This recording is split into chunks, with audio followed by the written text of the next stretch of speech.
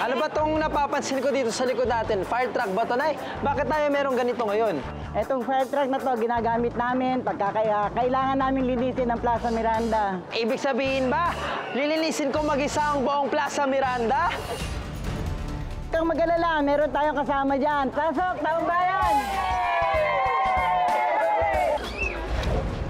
Konting kuskos, ayos, kailangan pa ng konting buhos. Nako, parang may idea na ako. Pero Dasuri, paliwanag mo kung ano ibig sabihin nito.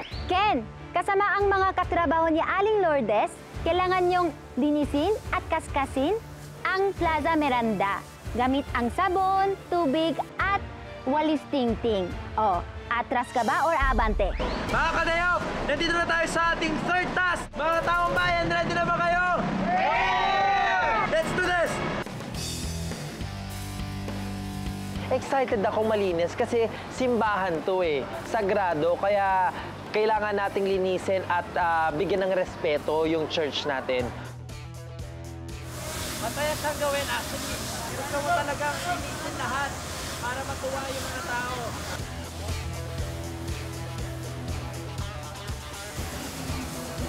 Pero masakit na likod.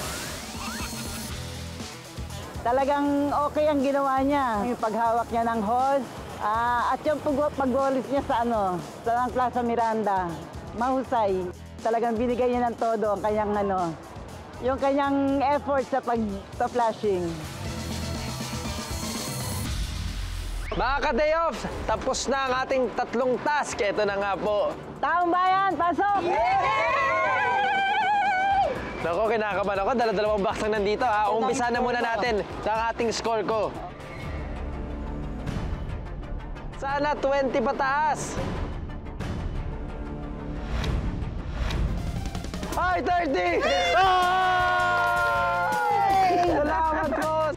Tuwang-tuwa talaga ako nang nakita ko na ang score ko ay 30 points para sa third task.